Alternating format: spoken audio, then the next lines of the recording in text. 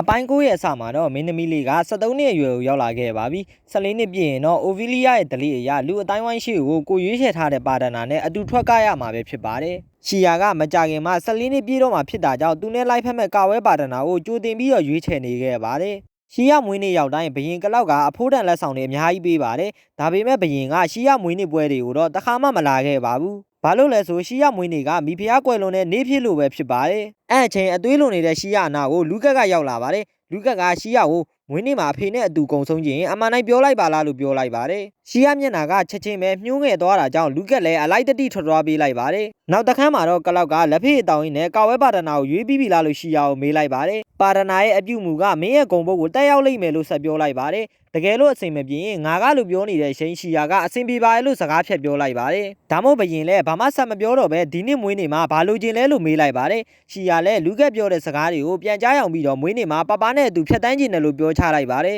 ဘယင်လည်းအကိစ္စအလွန်ရင်တခြားလူချင်းတဲ့အရာကိုပြောဆိုပြီးတော့ပြန်ပြောလိုက်ပါတယ်ရှီယာကခုနကစကားကိုမေးလိုက်ဖို့ပြောပြီးတော့လူချင်းတာမရှိပါဘူးလို့ကလောက်ကိုပြောလိုက်ပါတယ်မင်းသမီးလေးအဆောင်ကိုပြန်လက်လမ်းမှာတော့ဖီလစ်ကလိုက်ဖို့ပေးနေခဲ့ပါတယ်မိဖုရားကွယ်လွန်တဲ့နေ့ရောက်တိုင်းကလောက်ကနန်းတွေတကားတွေကိုအကုန်ပိတ်ပြီးတယောက်တည်းနေတယ်ဆိုတာကိုဖီလစ်ကပြောပြနေပါတယ်ဒါနဲ့မင်းသမီးလေးကာဝဲပါဒနာကိစ္စကိုဘယ်လိုလုပ်မလဲရှီယာကဖီလစ်နဲ့ကားလို့မရဘူးလားပြောလိုက်တော့ဖီလစ်လည်းလက်ခံချင်ပေမဲ့ဘရင်အမျက်တော်ရှာမှဆိုးတာကြောင့်ညင်းပယ်လိုက်ပါတယ်လီလီကမင်းသမီးလေးရဲ့သပင်ကိုပြင်ပေးနေရင်အရှင်မင်းကြီးကမင်းသမီးလေးရဲ့ကာဝဲပါဒနာလှုပ်ပေးခြင်းလောက်တယ်လို့ပြောနေရဲ့ပါတယ်ဘာလို့ဆိုအရှင်မင်းကြီးကမင်းသမီးလေးကိုဂယူးဆိုင်တာကြောင့်ဖြစ်ပြီးစာတေဖော်ကိစ္စတုန်းကလည်းမင်းသမီးလေးရဲ့ခံစားချက်ကိုပဲအလေးထားခဲ့တာဆိုပြီးလီလီကပြောနေခဲ့ပါတယ်မင်းသမီးလေးလည်းလက်ဖေးရတောက်တုံးကကလောက်ပြောမဲ့စကားကိုဖျက်ပြောမိသွားတာကိုတတိယသွားပြီးအဲ့တုန်းကကလောက်ကသူနဲ့ကပေးဖို့ရည်ရွယ်ထားတာကိုရှီယာကသဘောပေါက်တော့ပါတယ်နောက်တနေ့ရှီယာအကလေးကြီးနေချင်းချီခောက်သွားပြီးလဲကနီမှာလူကက်ကပွေဖမ်းလိုက်ပါတယ်လူကက်ကမှော်နဲ့ကိုမကာဝဲတဘူးလားလို့ပြောလိုက်ကရှီယာကလည်းဘဒုကိုငါကူညီတောင်းလို့လဲဆိုပြီးတော့လူကက်ကိုတွန်းဖယ်နေခဲ့ပါတယ်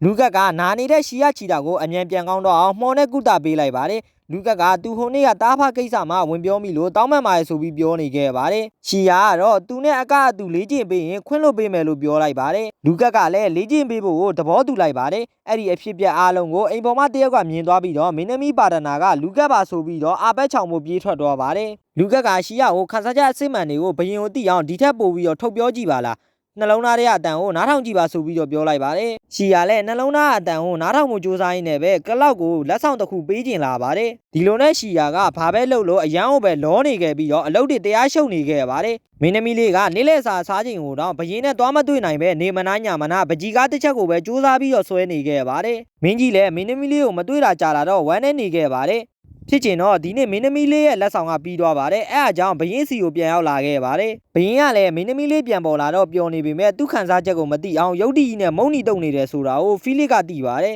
မင်းသမီးလေးကိုဘယ်တွေပြောင်းနေတာလဲမေးတော့မင်းသမီးလေးကလည်းပပအတွက်လက်ဆောင်လုပ်နေတယ်ဆိုပြီးပြောလိုက်ပါတယ်ငွေနေရှင်ကလက်ဆောင်ပြန်ပေးလို့မရဘူးဆိုတော့စီးမြင့်မှမရှိတာဆိုပြီးတော့ဆက်ပြောနေပါတယ်ဘယင်းလည်းရှီယာကိုလက်ဆောင်ကိုပြပေးဖို့ပြောလိုက်ပါတယ်ရှီယာလည်းသူ့လုပ်ထားတဲ့ပကြီးကားချက်ကိုဘယင်းကိုပြလိုက်ကဘယင်းရဲ့မျက်လုံးတွေကလည်းတောက်ပလာခဲ့ပါတယ်စာရောအကတိုက်တာတွေရောသင်ခန်းစာတွေရောရှုံနေတဲ့ရှီယာကပကြီးကိုပါအပင်ပန်းခံပြီးနေမနာညမနာဆွဲနေတာကိုအားလုံးကတည်သွားကြပါတယ်ダンスレッスンの合間を縫って大変でしたねပပကတမီးကိုပျော်ရွှင်အောင်အမြဲလုပ်ပေးတယ်ဒါမှမဟုတ်တမီးလည်းပပကိုပျော်ရွှင်စေခြင်းနဲ့ဆိုပြီးတော့ရှီယာကပြောလိုက်ပါတယ်ပြီးတော့ပထမဆုံးပွဲဥထွက်အကမှာအတူတူကပေးပါလားဆိုပြီးတော့ပြောချလိုက်ပါတယ်ဒီလိုနဲ့ရှီယာလေးလည်းအသက်14နှစ်ပြည့်မွေးနေ့ကိုပျော်ပျော်ပါပါဖြတ်တန်းခဲ့ပါတယ်ညဘက်မှာတော့ရှီယာခန်းထဲကိုလူကက်ကရောက်လာပါတယ်ရှီယာကသူ့အတွက်မွေးနေ့လက်ဆောင်ကဗမာလဲလို့လူကက်ကိုမေးလိုက်ပါတယ်လူကက်ကလည်းမျက်စိမိတ်ခိုင်းလိုက်ပါတယ်ရှီယာမျက်လုံးပြန်ဖွင့်လိုက်တဲ့အချိန်မှာတော့လူကက်ဖန်တီးထားတဲ့လှပတဲ့မီးပန်းလေးတွေကိုမြင်လိုက်ရပြီးတော့အရန်ကိုပဲပျော်ရွှင်နေခဲ့ကလူကက်ကိုありがとうって言いたくてဘယင်ကလောက်ကလည်းရှီယာဆွဲပေးထားတဲ့ပကြီးကားချက်ကိုကြည့်ရင်ရှီယာငငယ်လေးကလေးကအတူဖြတ်တန်းလာခဲ့တဲ့အမတ်တရတွေကိုပြန်စဉ်းစားနေခဲ့ရပါတယ